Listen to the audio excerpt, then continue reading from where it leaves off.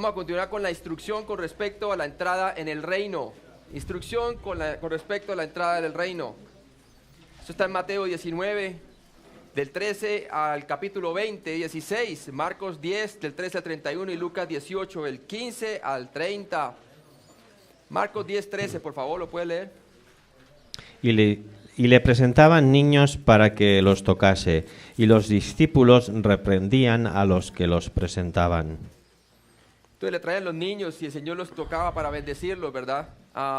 Vemos que después de haber escuchado la enseñanza de Jesús sobre la santidad del matrimonio, muchos llevaban a sus hijos, a Él, para que orara por ellos. Mateo 19, 13 también tiene una referencia con respecto a eso, pero no, usted la puede leer por su cuenta. Marcos 10, del 13 al 14a, por favor. Y los discípulos reprendían a los que los presentaban. Viéndolo Jesús se indignó y les dijo: Dejad a los niños venir a mí, y no se lo impidáis, porque de los tales es el reino de Dios. Los discípulos trataron de mantener a los niños lejos de Jesús, quien utilizó dos mandatos para mostrar su desagrado, y luego se usa esto como un momento de enseñanza. Marcos 10, 14, la fe sencilla y el carácter dependiente de un niño es lo que se necesita para entrar en el reino, la simple fe, por favor. 14. Viéndolo Jesús se indignó y les dijo: Dejad a los niños venir a mí, y no se lo impidáis, porque de los tales es el reino de Dios. Ahí está. Es interesante que los niños, mi hijo recibió la palabra desde pequeño, ¿verdad? Y finalmente, como a los 6 años, pudo poner su confianza en Cristo, ¿sí? Y es terrible ver cómo algunas iglesias hoy en día no permiten a los niños, aunque tengan testimonio de conversión, claro, no les permiten el bautismo, ¿verdad? El legalismo, ¿no? Algo que es terrible. Marcos 10, 15, por favor. De cierto os digo que el que no reciba el reino de Dios como un niño, no entrará en él. Jesús enseñó que la habilidad de un niño de depender de otra persona para sus necesidades es la característica de humildad necesaria para la salvación. Cuando uno escucha por fe todo lo que la obra completa del Calvario, que Jesús lo ha hecho todo por uno, ¿cierto? Inmediatamente hace que uno pueda poner toda su confianza en Él para la salvación. Así como el niño viene y cuando viene un niño hacia uno, Él inmediatamente se entrega a uno, ¿verdad? Y sobre todo cuando es su padre y todo esto, ¿no?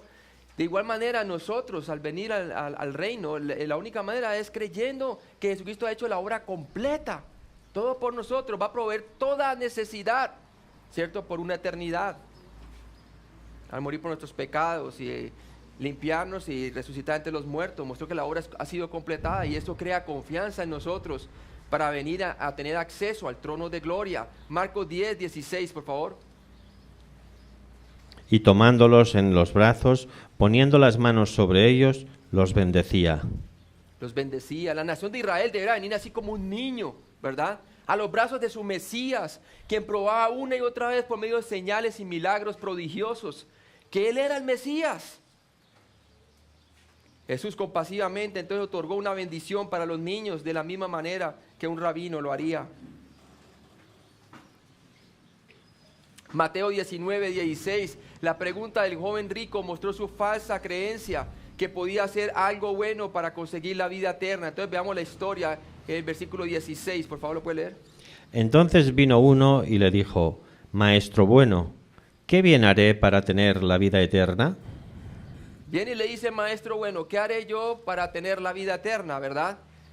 Y vamos cómo le responde el Señor Jesús en el versículo 17. Él le dijo: ¿Por qué me llamas bueno? Ninguno hay bueno sino uno, Dios. Mas si quieres entrar en la vida, guarda los mandamientos. Para mí es una situación similar a la del intérprete de la ley, el abogado que estudiamos, ¿verdad? Que viene y piensa que algo tiene que hacer para heredar o para obtener el reino de los cielos, ¿verdad? Y resulta que entonces este hombre, el Señor lo confronta. Y vemos que la respuesta que Jesús le da implicó que como el hombre rico pensó que podía hacer el bien para ganar el favor de Dios, no entendía qué bien tendría que hacer. Qué bien tenía que hacer, ¿verdad? Mateo 18 y 20, por favor. Le dijo: ¿Cuáles? Y Jesús dijo: no matarás, no adulterarás, no hurtarás, no dirás falso testimonio, honra a tu padre y a tu madre y amarás a tu prójimo como a ti mismo. Sí, entonces el Señor le pone todos estos mandamientos. Para mí le está poniendo la ley para que Él vea la necesidad. Nosotros cuando traemos el Evangelio, primero tenemos que poner la ley a la persona. Porque las personas tienen un concepto de sí mismos, más de lo que deben de tener, ¿verdad? Ellos se creen buenos, ellos se creen que el único estándar por el cual ellos van a ser medidos es el de ellos mismos, ¿sí? Miren las otras personas y se autojustifican.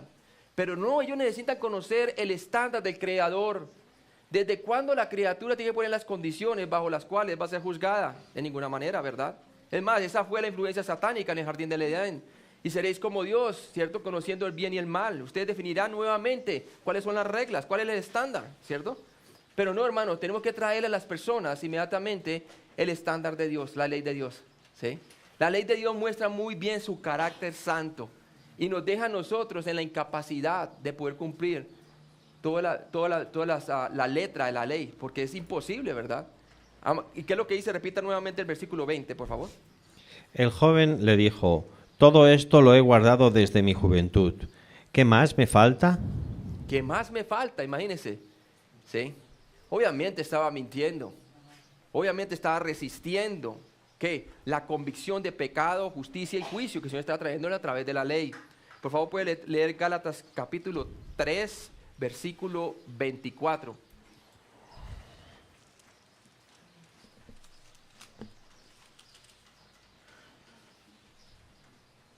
De manera que la ley ha sido nuestro ayo, para llevarnos a Cristo, a fin de que fuésemos justificados por la fe. Ahí está, la única manera que las personas pueden apreciar la gracia de Dios en Jesucristo y vean el Evangelio como una buena noticia, primero tienen que ver su calamidad, ¿cierto? Así como las personas van donde un médico y el médico les muestra la enfermedad, las personas entonces acuden al médico mismo para ver qué remedio pueden tener, ¿verdad? Al ver semejante radiografía o cualquier tumor que tienen, a ver qué se puede hacer, ¿verdad? Si no, no fueran buenas noticias, ¿verdad? Entonces, ¿qué pasa? Este hombre es confrontado con la ley misma. El joven rico dijo entonces que él creía que, él decía de muy, ¿cómo se llama? En su orgullo, ¿no? Que todo esto lo había observado. En Mateo 10, 19, 21, por favor.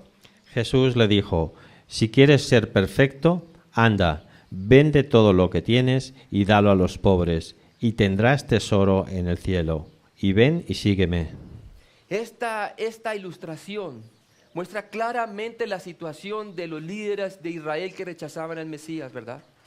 Creían que observaban toda la ley y que no les faltaba nada y que eran los hijos de Abraham y que eran los hijos de la ley y que realmente de ellos era el reino. ¿Por qué? Porque pensaban que todo esto lo observaban y se engañaban a sí mismos, la hipocresía. Y Jesús a través de este hombre está revelando claramente la arrogancia de la nación de Israel. Este hombre prefigura o es una figura que habla por el liderazgo de Israel, ¿verdad?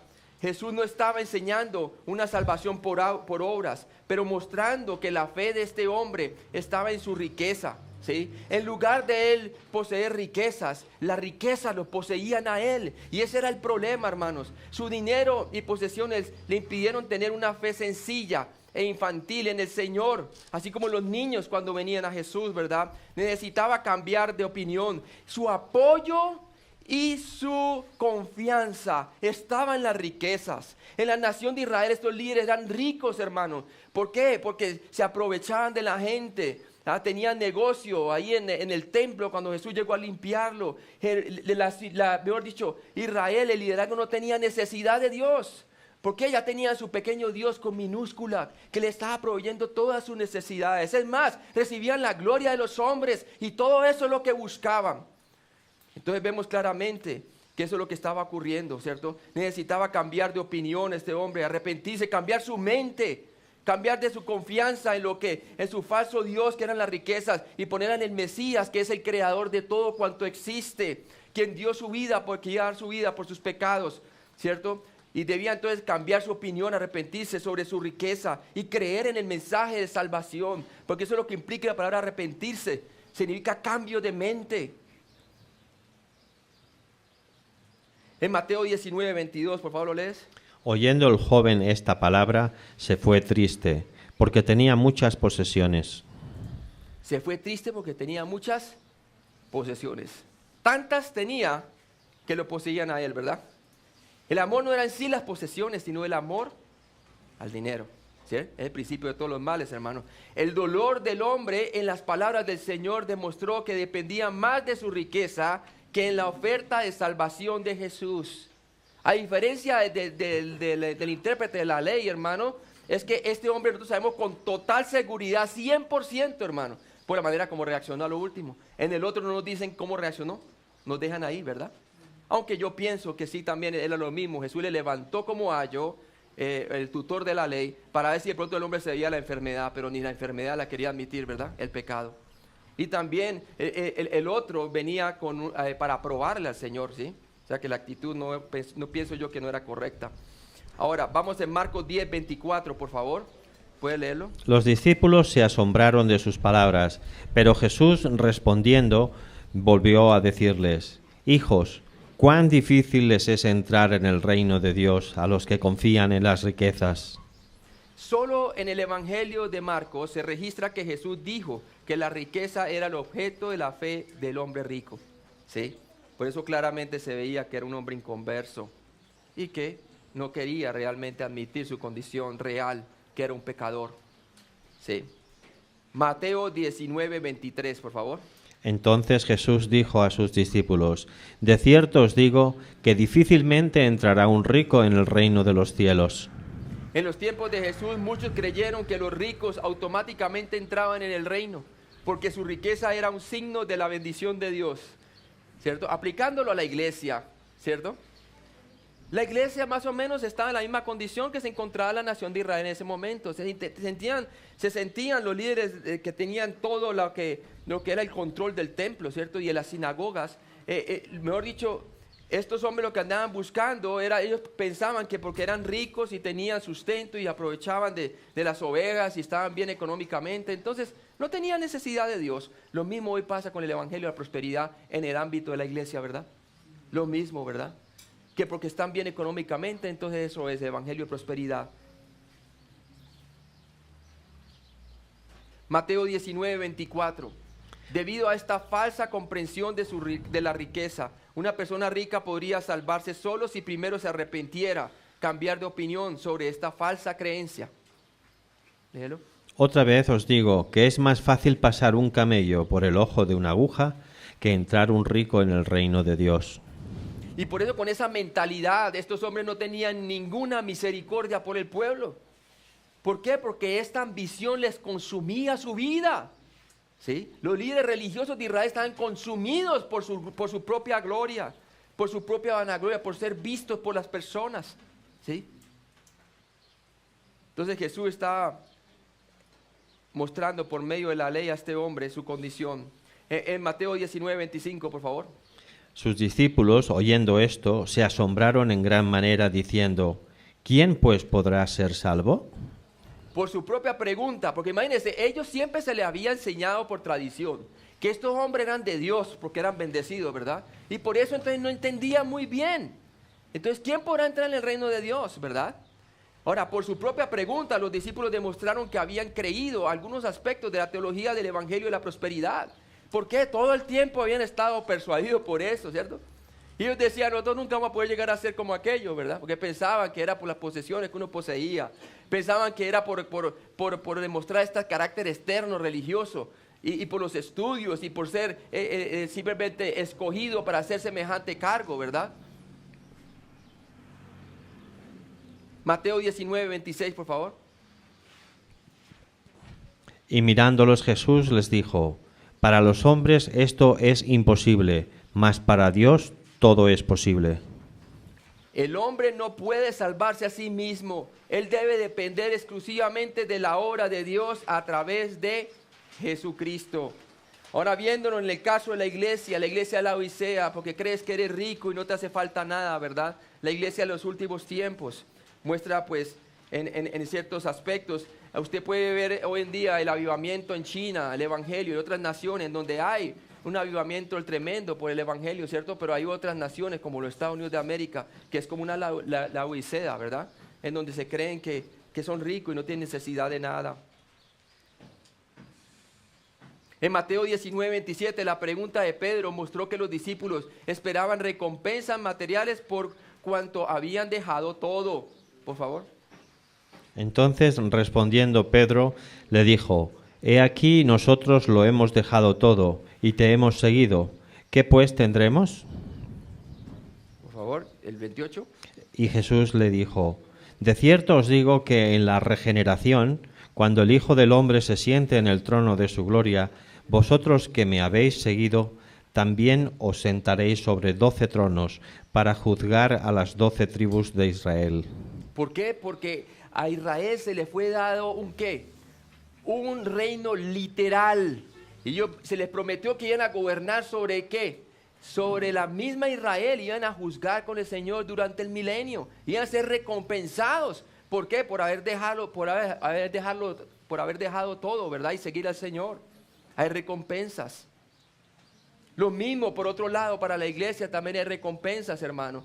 Para aquellos quienes, teniendo como fundamento a Cristo, en comunión con Él, están entonces obrando en el Señor, discipulando, evangelizando y estando envueltos en la obra de Dios. En Mateo 19:29, por favor. Y cualquiera que haya dejado casas, o hermanos, o hermanas, o padre, o madre, o mujer, o hijos, o tierras por mi nombre, recibirá 100 veces más y heredará la vida eterna. Sí, tremendo, ¿verdad? Porque involucra sacrificio, pero va a ser recompensado. Con vista a la futura renovación de todas las cosas, Jesús dijo que los sacrificios actuales eran insignificantes en comparación con las recompensas futuras en el reino de Dios. En 2 Corintios 4, el 16 al 18, Pablo hace una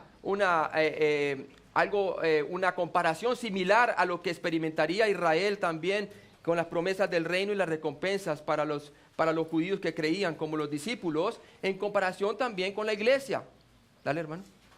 Por tanto, no desmayamos. Antes, aunque este nuestro hombre exterior se va desgastando, el interior no obstante se renueva de día en día, porque esta leve tribulación momentánea produce en nosotros una cada vez más excelente y eterno peso de gloria, no mirando nosotros las cosas que se ven, sino las cosas que no se ven, pues las cosas que se ven son temporales, pero las cosas que no se ven son eternas. Hermano, hay muchas cosas que yo puedo ver por la fe en Jesucristo. Si usted transmite todo este mensaje, hermano, ¿sí? Yo sé que este momento que estoy acá lejos de mi familia y todo esto, hermano, era de Dios. Y estamos aquí. Y yo les digo, hermano, tiene que haber un sacrificio. Pero el sacrificio es con gozo, porque usted sabe muy bien que el Señor se lo va a recompensar, hermano, ¿sí? Y esta obra tiene que continuar, porque ¿cuántas personas no han oído del Evangelio? ¿Cuántas personas están perdidos, verdad? Cosa que el Señor no veía en los líderes de Israel, no tenían compasión, no tenían nada que ver. Eran ciegos que guían a otros ciegos, no caerán los dos en el mismo hueco. En Mateo 19:30, por favor. Pero muchos primeros serán postreros y postreros primeros. Así es. Los líderes religiosos pensaban que ellos iban a entrar de primero, pero resulta que los que van a entrar son ¿quién? Las prostitutas, la gente iletrada como los discípulos, ¿verdad? Y todas estas personas iban a ser los postreros, pero ellos van a ser los primeros en el reino, ¿sí? Ahora, si usted puede ver en 1 de Pedro 5, del 5 al 6, por favor. Igualmente, jóvenes, estad sujetos a los ancianos, y todos sumisos unos a otros, revestidos de humildad, porque Dios resiste a los soberbios y da gracia a los humildes. Humillaos pues bajo la poderosa mano de Dios para que Él os exalte cuando fuera el tiempo. Ahí está la aplicación a la iglesia. Ahora, los creyentes que tienen una fe infantil en el Señor recibirán una gran recompensa en la eternidad. Esta fe incluye ser el último desde la perspectiva del mundo, pero primero en la de Dios. Para el mundo, aplicándolo a la iglesia, nosotros somos la escoria del mundo, dice Pablo, ¿verdad? Para el mundo, el evangelio, ¿qué es? Es locura, pero para nosotros es poder de Dios, ¿sí? Y vamos a ser recompensados más allá. Jesús también les decía a ellos, aunque la nación rechace y todo eso, aunque ustedes lo hayan dejado todo, se les va a recompensar en un futuro su obra que están haciendo, ¿verdad? Mateo 21, por favor. Porque el reino de los cielos es semejante a un hombre, padre de familia, que salió por la mañana a contratar obreros para su viña. Si ve el contexto, entonces está hablando de recompensas y le trae ahora ¿qué?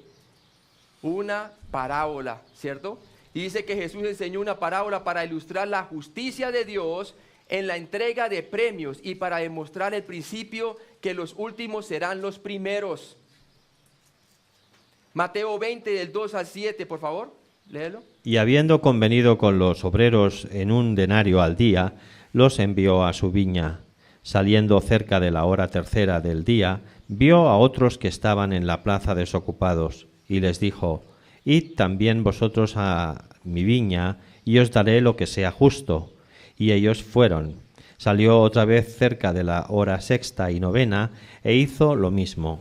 Y saliendo cerca de la hora 11, halló a otros que estaban desocupados, y les dijo: ¿Por qué estáis aquí todo el día desocupados?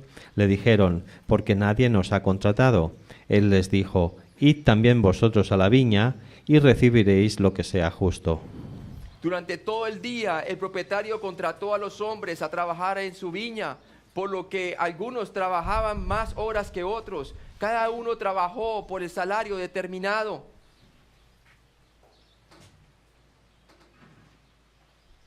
Mateo 20, del 8 al 10, por favor. Cuando llegó la noche, el señor de la viña dijo a su mayordomo: llama a los obreros y págales el jornal, comenzando desde los postreros hasta los primeros. Y al venir los que habían ido cerca de la hora 11, recibieron cada uno un denario. Al venir también los primeros, pensaron que habían de recibir más, pero también ellos recibieron cada uno un denario. Sí, y es más, desde su encarnación el Señor decidió revelarse primero a los que no estaban buscándole, ¿verdad? Se reveló realmente a aquellas personas que eran humildes, aquellas personas que no tenían acceso, por decirlo así, ¿a qué? A la enseñanza que quizás los fariseos y todo esto sabían, ¿sí? Estos fariseos pensaban, y ellos pensaban que porque ellos eran estudiosos de la palabra y todo esto, más ¿cómo se llama? La tradición oral, que ellos iban a entrar de primerazo pues al reino. Pensaban que eso era de ellos y por lo el arduo trabajo que estaban esperando, ¿verdad? Pero resulta que no fue así, ¿verdad? Fueron los discípulos, fueron las personas, ¿cierto?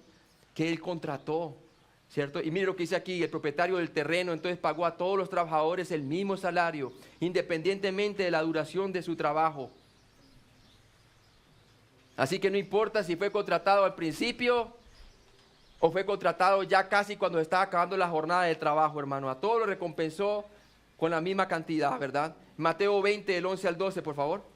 Y al recibirlo murmuraban contra el padre de familia, diciendo: estos postreros han trabajado una sola hora, y los has hecho iguales a nosotros, que hemos soportado la carga y el calor del día.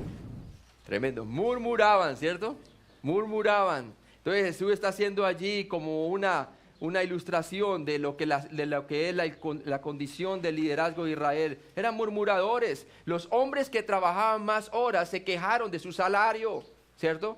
Ellos pensaban que deberían recibir más dinero a pesar que habían accedido a esa cantidad antes de comenzar. Habían acordado con el que los había contratado que les pagaran esa cantidad, y ahorita se estaban quejando porque ellos decían: nosotros merecemos por nuestras obras y por lo que hemos hecho el reino. ¿Sí? ¿Sí ve? Necesitamos mucho más que lo que este Mesías nos está ofreciendo. Es injusto, ¿verdad? Hicieron reclamo. En cambio los otros fueron contratados posteriormente, ¿cierto? Vieron la gracia, ¿cierto? Vieron la gracia, vieron el perdón, vieron la restauración, vieron realmente el reino y la bondad de aquel que los contrató, ¿sí? Entonces vemos que ellos pensaban que deberían recibir más dinero a pesar que habían accedido a una cantidad antes de comenzar.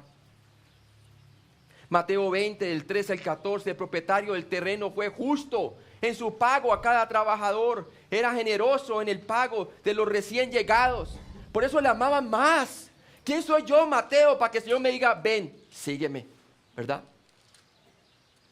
¿Qué soy yo para que el Señor me dice, tire la red a la mano derecha y sacarás bastantes peces? Y sacó y digo, Señor, apártate de mí, soy un hombre pecador. Estaban agradecidos, hermanos, de la gracia de Dios. Los otros estaban exigiéndole, nosotros merecemos esto y merecemos mucho más que este hombre que dice ser el Hijo de Dios. Matémosle, ¿verdad? Sí. Tremendo, hermano. Ahí se ve muy claramente en esto el rechazo, la actitud de murmuración, del rechazo de la nación de Israel de parte del liderazgo, ¿verdad? A la revelación del Mesías. El propietario del terreno representa a Dios, que es el creador absolutamente justo y misericordioso. El versículo 15, por favor. ¿No me es lícito hacer lo que quiero con lo mío? ¿O tienes tú envidia porque yo soy bueno? Si ves, Señor, no está haciendo nada injusto. ¿Cierto? Aquellos que entraron primero acordaron con la misma cantidad, ¿cierto? Y Él no tiene derecho a hacer con lo que es de Él todo lo que Él quiera, claro, ¿verdad? Lo mismo, no tienen derecho aquellos que son pecadores, publicanos y rameras, tener derecho al reino, amén. ¿Sí ven? Y ellos murmuraban, dice, este hombre come con qué, con pecadores y publicanos. Si verdaderamente fuera de Dios, estaría aquí en el templo con nosotros. ¿Estaría separado esta gente? ¿Sí? ¿Estaría trabajando duro con nosotros? Tremendo, un contraste maravilloso esta parábola. Mateo 20, 16, por favor. Así los primeros serán postreros y los postreros primeros, porque muchos son llamados, mas pocos escogidos. Pocos los escogidos. Mateo 20, 16, entonces servir al Señor en cada oportunidad debe ser la meta de todo creyente. Todos los creyentes deben de dejar los resultados y la recompensa, el carácter justo y generoso de Dios. Va a ser recompensado. Dejémoselo a Él. Nosotros simplemente vamos a seguirle a Él porque le amamos. Los discípulos caminaron y le dejaron a Él. Y el Señor está diciendo, déjenme a mí que yo me encargaré de recompensarles conforme a lo que ustedes han sacrificado por medio de la fe en mí. ¿Sí? Eso aplica para toda dispensación también, hermanos. ¿Sí? ¿Cierto? No hemos de desmayar, dice la palabra de Dios, ¿cierto? Porque a nuestro debido tiempo recibiremos ¿qué? La recompensa.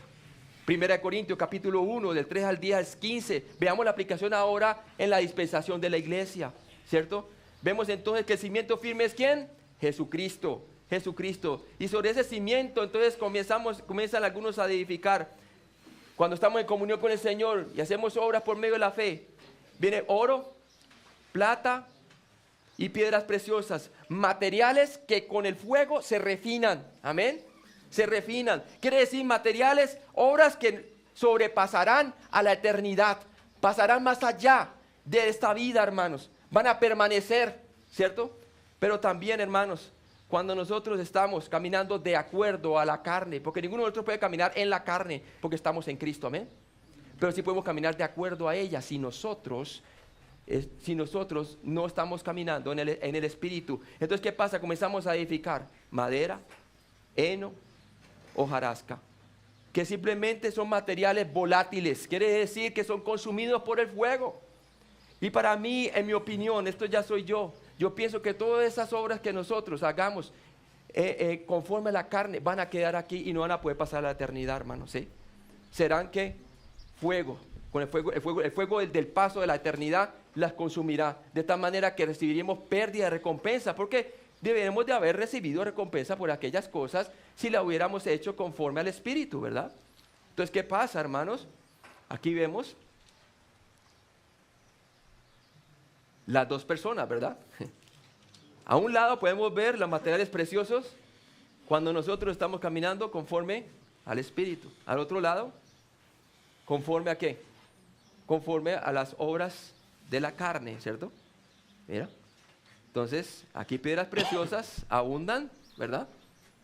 Allá en el otro lado, usted puede ver, está el heno, hojarasca y la paja. A este lado tenemos el oro, la plata y las piedras preciosas, ¿verdad? Y se va edificando así. Entonces es más o menos la ilustración que está dando Pablo, ¿verdad? Mire. Entonces es el fundamento lo que determina realmente nuestra relación con Dios, la realidad de cómo estamos sobreedificando. Y Pablo dice, mucho cuidado, mire cada quien ¿Cómo sobreedifica? ¿Cómo sobreedifica? Porque si está en Cristo, mire lo que pasa. Y si está usted haciendo las cosas en su propio esfuerzo, mire lo que sucede. ¿Sí? Los dos entonces son probados por el fuego, ¿verdad? Por el fuego de la pasada de aquí a la eternidad. ¿Y qué pasa, hermanos? Mire lo que pasa. La obra permaneció. Amén. O sea que gran parte de su vida la hizo conforme ¿qué? Al Espíritu, en Cristo. Entonces el fundamento hizo que su obra que se edificó sobre encima permaneciere en esta vida y la porvenir. Por lo tanto recibirá ¿qué? Recompensa ya. Aquellas coronas, hermanos, que en realidad en el libro Apocalipsis nosotros las tenemos allí, pero se las vamos a devolver al Señor de gloria. Amén. Porque para Él la gloria y la honra, hermanos. Sí. Entonces, ¿qué? ¿Recibe qué? Galardón. Gloria a Dios. Y el otro pierde recompensas y lágrimas, ¿no? Salvo, dice la palabra de Dios, sí, pero como por fuego, hermano. ¿Sí? Como por fuego. ¿Sí? Porque no nos salvamos por obras, amén. Pero sufre, ¿qué? Pérdida de recompensas. ¿Sí? Entonces cada uno mire cómo sobreedifica, hermano. La instrucción sobre la muerte del Mesías. Pasemos ahora a la instrucción de la muerte del Mesías. No sé si le toca al hermano, sí. Gloria a Dios. Gracias.